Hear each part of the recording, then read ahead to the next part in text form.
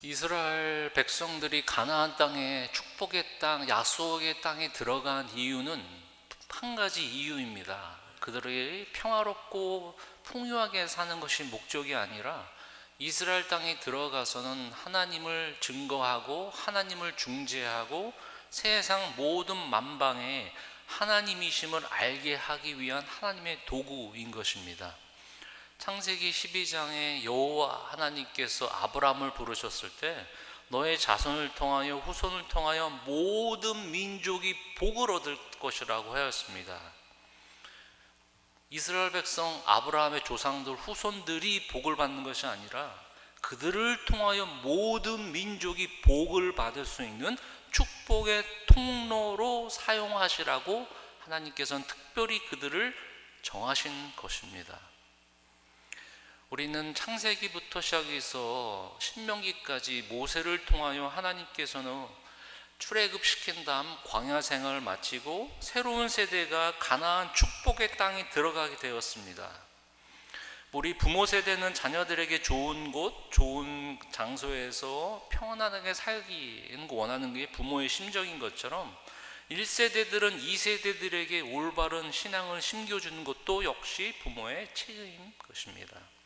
근데 문제는 무엇이냐면 여호수아를 통해서 정복과 정착이 되었는데 이제는 문제가 생겼습니다. 평온하게 될 때, 이제 땅을 다 차지하고 그들이 살아가는데 평안할 때 문제가 생기기 시작했습니다. 그것이 바로 사사기인데요. 사사기는 사사라는 사람들을 통해서 암흑시대, 이스라엘 역사에서 가장 암흑 시기는 언제냐? 바로 이 사사시대입니다. 가장 평온한 시기에. 아이러니합니다. 축복의 땅, 정복, 정착한 그 땅에서 이스라엘 백성들이 잘 풍요롭게 살아가며 하나님을 증거하며 살아야 되는데 오히려 그 안에서 더 풍요로운 삶이 오히려 그들에게 죄가 되는 사건이 벌어진 것입니다. 참 아이러니합니다. 상황이 좋으면 하나님께 감사하고 하나님을 섬겨야 되는데 풍요로우니까 오히려 그들이 죄를 범하기 시작합니다. 우리가 어려울 때는 하나님께 기도하고 신앙이 자라나는 것 같아요. 그런데 우리가 조금 풍요로우면 언제 내가 그랬냐는 등 정말로 교만하게 살아가는 것이 우리의 인간이고 이스라엘의 사람들이고 우리의 모습이랑 똑같습니다. 사사기는 실패를 이야기하는 것입니다. 성경은 이래도 실패, 저래도 실패, 사사가 다스리는 이스라엘 실패, 왕이 다스려도 실패, 누가 이 세상을 다스려도 다 실패입니다. 올바른 정치가, 행정과 대통령, 총리가 나타나서 이 세상을 평안하게 만드는 것이 아니라 모든 것은 다 실패하였는데 그 유일한 실패가 아니라 유일한 구원자가 나타나 우리에게 완전한 회복과 하나님의 백성으로 삼아주신다는 그 약속이 바로 성경 이야기입니다. 이스라엘 백성들이 12지파가 정착을 잘하면서 지내고 있었습니다. 그런데 말씀드린 대로 이 죄악이 들어오기 시작했어요. 신명기 그 언약이 있어요. 하나님은 그 언약대로 분명히 말씀하시는데요. 나를 불순종하면 너희는 멸망할 것이다. 너희들이 혈통이 이스라엘이기 때문에 어떤 짓을 해도 내가 봐주는 것이 아니라 어느 누구에도 똑같은 그 기준을 정하신 거예요. 나에게 온전히 순종하라. 그러면 평화롭고 풍요로울 것이다. 근데 만약에 불순종하고 올바르게 살지 않으면 넌 멸망당할 것이다. 이스라엘도 똑같습니다. 하나님께서는 이런 신명기 언약을 통하여 쉐마 기억나십니까? 마음과 뜻과 힘과 정성을 다하여 하나님을 사랑하라. 이거를 꼭 간직함이 어디에 살든지 기억하라. 이것이 이스라엘 백성들의 정체성인 것이죠. 내가 누구인가? 나는 하나님 주권 밑에 살아가는 사람이다 라는 것을 꼭 잊지 않고 살아가는 것입니다.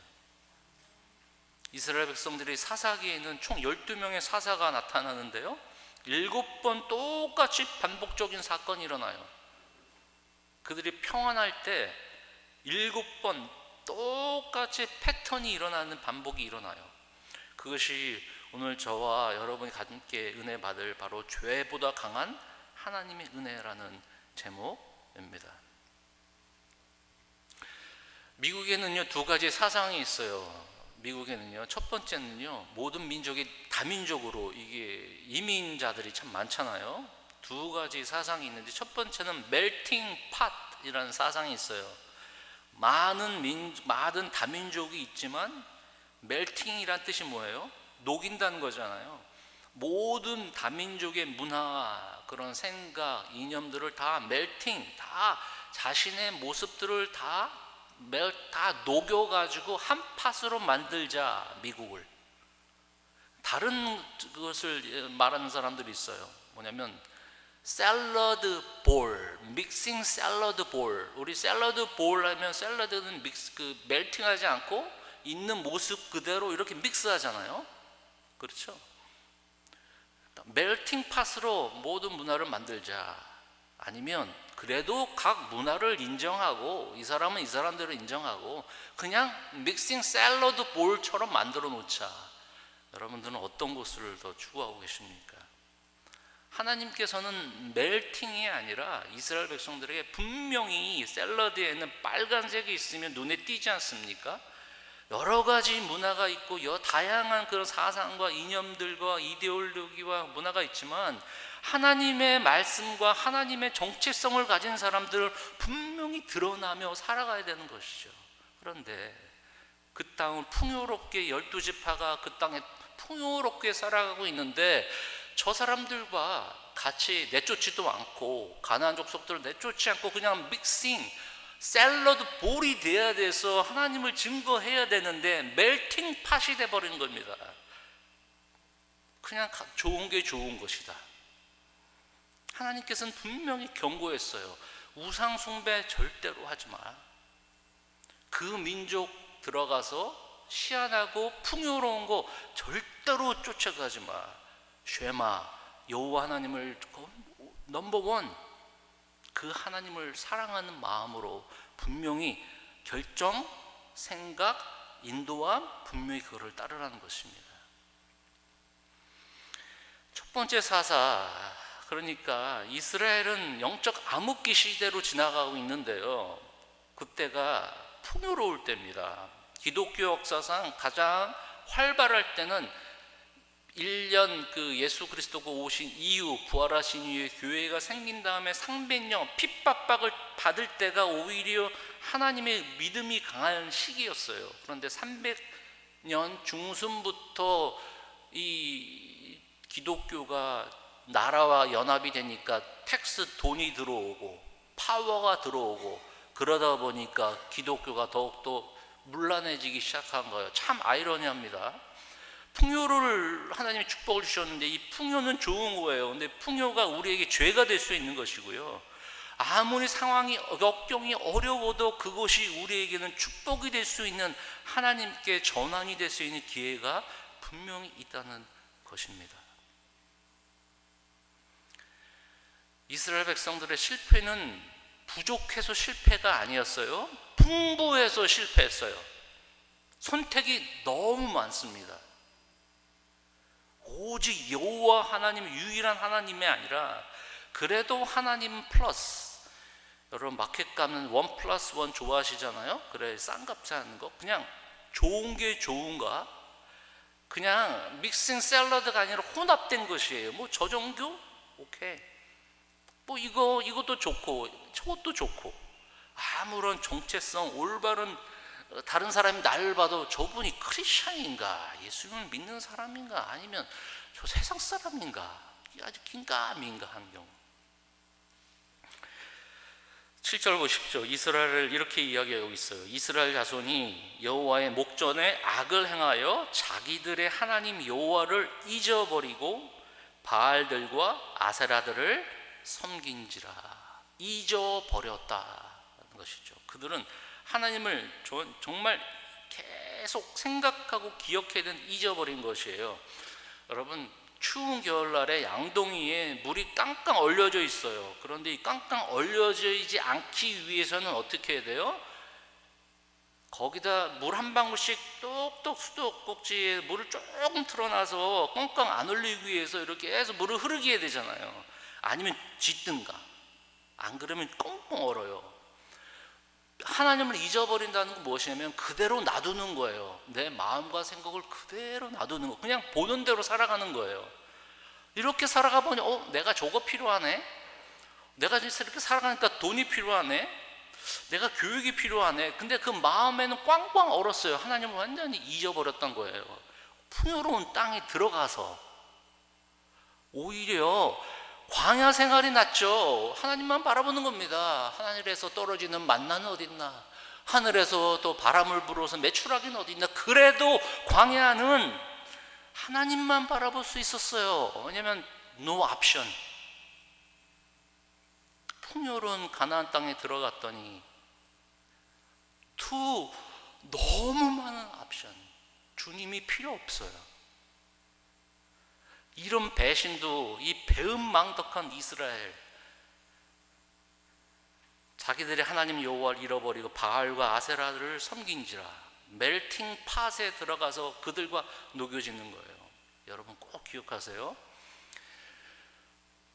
그때 당시에 주위에 내쫓지 않고 이스라엘 백성들과 같이 그래도 이게 폭력이 아니라 그래도 노예로 그냥 살게 했어요. 블레셋 사람들 노예도 만들고 심한 일을 시킨 거예요. 근데 같이 섞여 사는 거예요. 어느 날 바알은 풍요의 신이거든요. 풍요, 아세라는 성적인 그 신. 풍요와 이 광야 생활했더니 젊은 세대가 풍요로운 세대를 보니까 눈이 돌아가는 겁니다. 이런 세상이 있었어? 아니, 하나님을 믿고 있는 우리는 광야로 지나가서 이렇게 하나님만 율법을 바라보는데 이 사람들은 그래도 높은 빌딩과 높은 좋은 곳에서 살고 있고, 이건 뭔가 분명히 이곳에서는 뭔가 다른 것이 있다.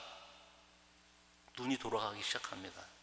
유일하신 하나님을 잊어버리기 시작합니다.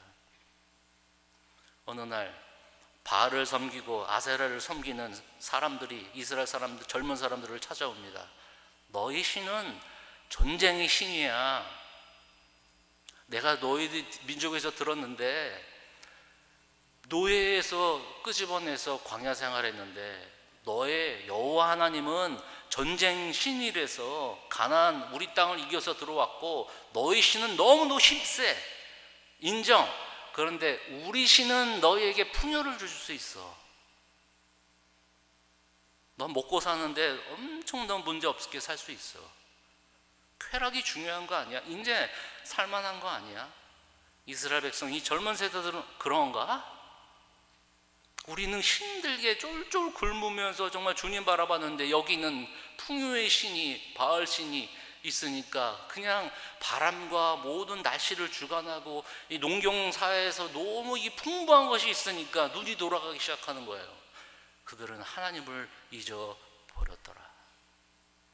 그들은 때로는 하나님을 경배하고 때로는 바알신에 가가지고 그들과 섞이고. 하나님은 그 이스라엘 백성들을 죄로서 심판하는 것이 끝이 아니에요. 제가 오늘 말씀의 결론은 우리를 심판하기 위해서 우리에게 그 말씀을 주는 것이 아니라 그 심판을 벗어나서 우리에게 살 길을 열어주시기 위해서 우리에게 말씀을 주시는 것입니다.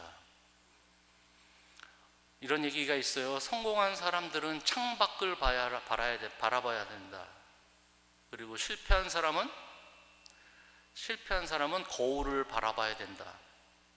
성공한 사람은 거울을 통해서 자기 자신을 바라보면 안 된다. 성공한 사람은 창밖을 봐서 내가 이렇게 잘된 건 누군가가 나에게 도와줬기 때문에 라고 생각해서 창밖을 바라봐야 한다.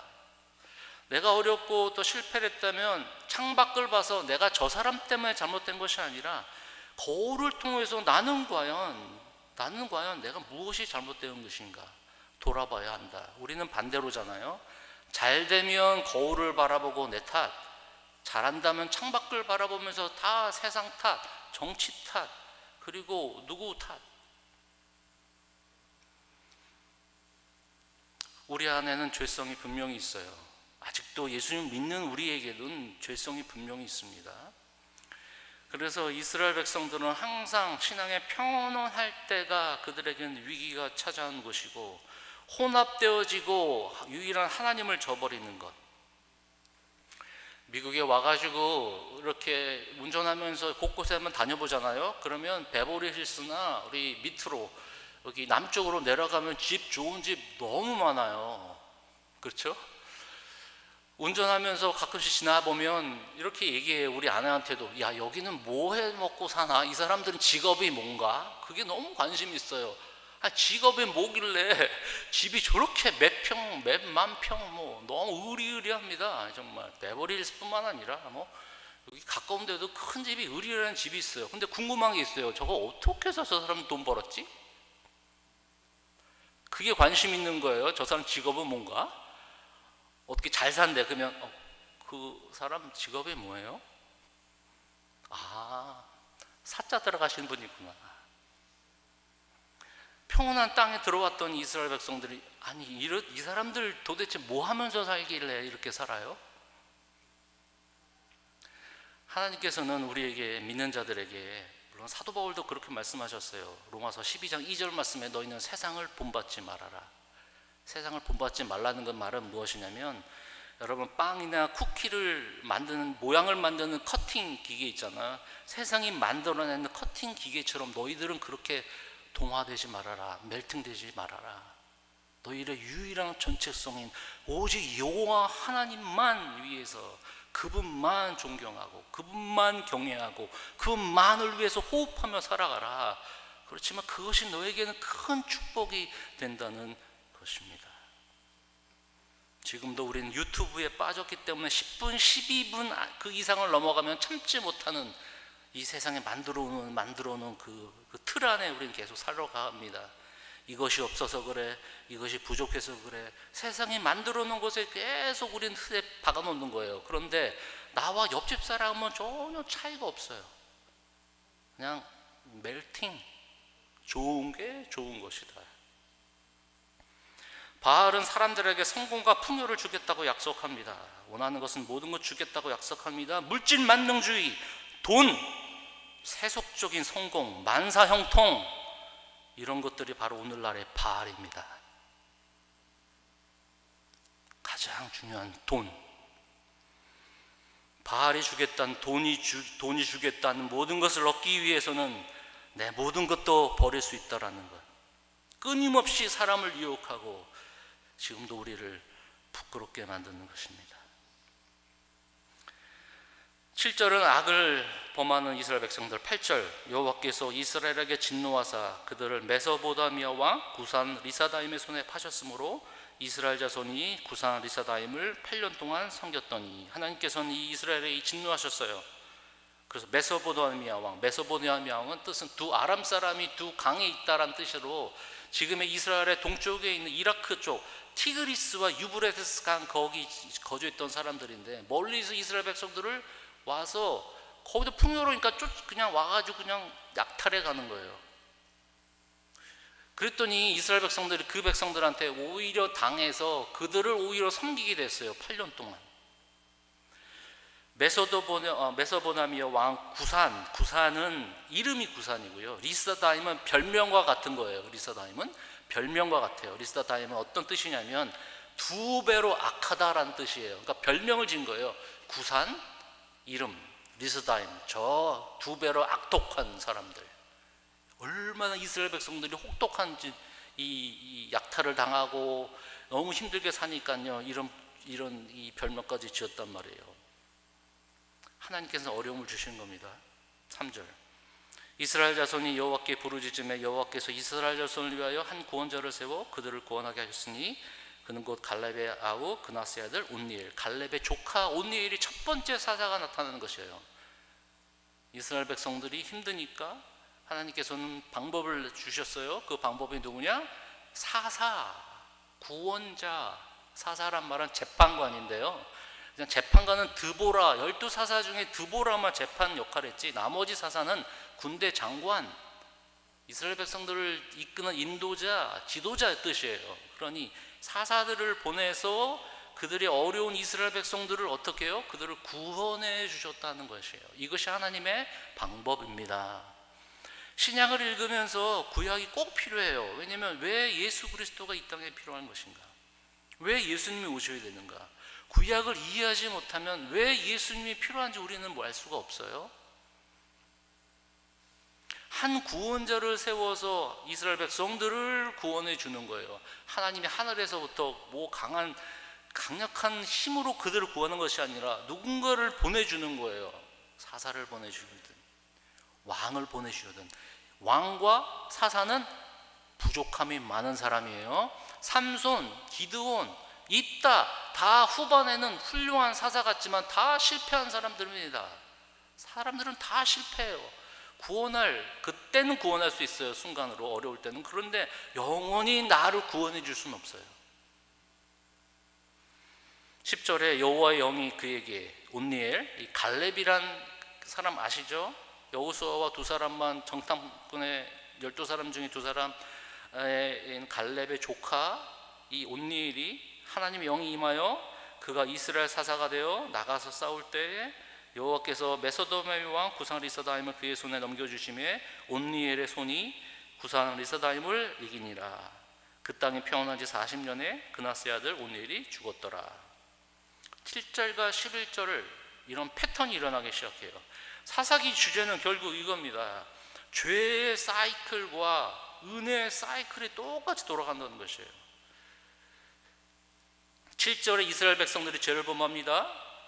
8절에 그들이 그들이 하나님의 진노를 받아서 그들이 그 땅에서 어려움을 당합니다. 9절에 이스라엘 백성들이 부르짖어서 기도합니다. 하나님께서는 사사를 보내서 구원자를 세워서 그들을 다시 한번 회복시켜 주십니다. 그 땅에 평안이 일어납니다. 이것이 사사기에는 7번 똑같이 반복이 되는 것이에요. 12절 1절 안 하는데 한번 보세요. 이스라엘 자손이 또 여호와의 목전에 악을 행하여. 그러니까 이 패턴이 똑같이 일어나는 거예요. 어려움 당하니까 하나님 앞에 기도해요. 하나님께서 구원자를 보내주셔서 그들을 평안케 만들어요. 그런데 시간이 지났더니 또 그들이 바알을 섬기고 또 계속적으로 반복하는 거예요. 죄를 범하고 하나님이 용서해 주시고 구원자를 보내주시고 평안이 되었다가 또 그들이 하나님 앞에 죄를 범하고 하나님께서 그들이 부르짖었던 하나님께서 사사를 보내주시고 그들을 다시 구속해 주시고 평안이 있더라. 또 그들이 죄를 범했더니 다시 하나님께서 그들의 기도를 들으시사 그들을 회복해 주시고 평안이 있더라. 또 그들이 죄를 범하고. 사람들이 말하기에는 사사기가 암흑 시기라고 생각하는데 저는 그렇지 않아요. 그 암흑 시기에도 불구하고 죄의 사이클에도 불구하고 하나님의 은혜는 똑같이 더 크기 때문에 그들을 구원해 주시는 하나님. 다른 이 세상 이 생각, 사상, 종교 이런 거는 한 번 실수하면 그 사람은 더 이상 기회를 주지 않아요. 하나님의 은혜는 똑같이 그들이 죄를 범해도 그들이 하나님 앞에 회개할 때 그들을 똑같이 하나님의 은혜로 덮어주시는 것입니다. 사사기 21장 25절 사사기를 이렇게 표현하죠. 그때 이스라엘 왕이었기 때문에, 그러니까 중앙 집권제가 아니라 각 지파마다 행정체제가 있기 때문에 왕이 없어서 그들의 기준이 없어서 자기 눈에 보이는 대로 맞는 대로 행동했더라. 이것이 바로 죄의 근원이 되는 것이었죠. 하나님께서는 이스라엘 백성들의 죄 가운데 있지만 하나님의 은혜는 그 죄보다 더 강한 것입니다. 죄가 있음에도 실수와 실패가 있더라도 세상이 그 실수와 실패를 용납하지 않더라도 하나님은 진정으로 하나님께 나오는 회개하는 자들에게는 7번, 20번, 아니 70번 이상이라도 하나님께 나오는 자들은, 회개하는 자들은 다시 한번 끝까지 힘을 주시고 용서해 주시고 인도해 주시는 것입니다. 최근에 한국 뉴스를 보니까 연예인들이 자살을 하는데요. 자살을 하는 이유가 예전에 음주운전을 하든 아니면 그들이 마약을 하든 아니면 무슨 안 좋은 일들이 있었어요. 근데 그것에 계속 악플이 시달리는 겁니다. 우리 같았으면 뭐 그거 한번 그냥 무시해보러 살아야겠지. 그게 아니죠. 그들의 모든 삶이 얼마나 우리 집요합니까? 한 사람 그 잘못된 거 한번 그거 끄집어내고 매장을 시키는 게 정말 우리 좀 안 좋은 습관이잖아요. 이 매장을 시켜야 돼요. 그 사람은 잘된 사람은 다 매장시켜야 돼요. 저 사람 잘못한 거 없나? 그냥 그거로 끄집어내가지고 그 사람 완전히 매닥질 해야지 성질이 나는 우리 인간들이란 말입니다. 근데 연예인 중에 어머님이 이런 고백을 하더라고요. 우리 아이에게는, 딸아이에게는 한 번도 사회에서 기회를 준 적이 없습니다. 잘못을 인정했는데 죗값을 치르고 싶은데 이미 받았는데 세상은 절대로 그걸 잊지 않는다는 거예요. 세상은 절대로 잊지 않습니다. 여러분 죄를. 사탄은 여러분의 조그만 흠집회로 드러나게 만듭니다. 너 같은 사람이? 네가 어떤 사람이었어? 너 실패한 인생 아니야? 그래서 주위 사람들이 그냥 수근수근거리는 것 같고 실패하는 것 같아요. 하나님은 진정으로 나오는 자들에게 그 죄에 대한 심판보다는 그 독생자 예수 그리스도를 통해서 신명기 언약 때문에 이 사람은 분명히 죄는 벌을 받아야 돼. 근데 한쪽 마음에는 내가 그래도 이 사람들을 사랑하는데 아니야, 얘는 분명히 죄값은 분명히 치러야 돼. 멸망을 시켜야 돼. 그러면 나는 하나님이 아니 돼. 아니야, 그래도 내가 그래도 하나님인데 사랑을 해야 돼. 부모의 마음 아닙니까? 그래도 맨 끝은 어떻게 돼요? 그래도 방법이 있는데 난 그 끝까지 사랑할 거야. 왜냐면 이 멸망을 내 아이가 아닌 내 아들 독생자 예수 그리스도를 죽임으로 그 멸망을 피할 수 있는 그 길을 열어주셨다는 하나님의 복음입니다. 경이롭고 위대한 하나님의 암울한 시대에도 변함없이 지금 우리에게 말씀하시는 것, 백성의 실패보다 하나님의 은혜는 더 크기 때문에 그 은혜로 말미암아 우리가 살아가는 것이지, 절대로 우리는 하나님의 이게 자랑스러운 것들이 하나도 없다는 것입니다. 그래서 하나님은 그의 백성들을 포기하지 않으십니다. 실수와 실패 인정하고 하나님께서는 또 다른 기회를 주신 거죠. 2번의 기회, 3번의 기회, 4번의 기회. 베드로가 3번의 실패, 주님을 부인했지만 다시 한번 사명을 주면서 다시 한번 그 사랑을 확인하고, 그렇죠? 마가가 바나바와 바울 사이에 정말 다툼이 있는 중재자였는 사람이었지만 하나님께서는 그 마가를 통해서 복음서를 다시 한번 기록할 수 있는 기회를 주시는 하나님. 아브라함, 노아, 모든 사람들은 실패한 사람들이지만 그들이 하나님께 나와 철저히 회개할 때마다 그들에게 또 기회를 주고 또 기회를 주고, 호세아, 요나, 여기에 있는 구약을 읽어가면서 하나님은 그들에게 실망하고 실패했지만, 멸망하고 싶었지만 그래도 하나님은 똑같이 하나님의 방법으로 그들을 구원해 주는 것. 어느 사람이 이렇게 얘기합니다. 인생에는 2 산이 있대요. 첫 번째 산은 자기 자신을 위해서, 성공을 위해서 올라가는 산이 있대요. 어떤 사람은 성공하고 어떤 사람은 실패하고 낙오되고, 그런데 인생은 2번째 산이 있다. 첫 번째는 자기 성공을 위해서 살아가는 사람이 선이라면, 2번째 올라야 될 산은 이웃을 위해서, 내 존재를 위해서 올라가는 산이다. 우리에겐 2번의 산이 있다. 아직까지도 세상에 올라가서 떵떵거리며 살기 위해서 허덕거리는 그런 첫 번째 산이 아니라, 하나님께서 우리에게 새로운 힘을 주시고 새로운 기회를 주시는 그것이 예수 그리스도에게 거듭남으로 말미암아 2번째 기회, 3번째 기회, 4번째 기회 이용하시라는 것이 아니라, 첫 번째 기회는 다시 시작하시면 실패합니다. 실패하니까 우리에게 성령을 주신 거 아닙니까?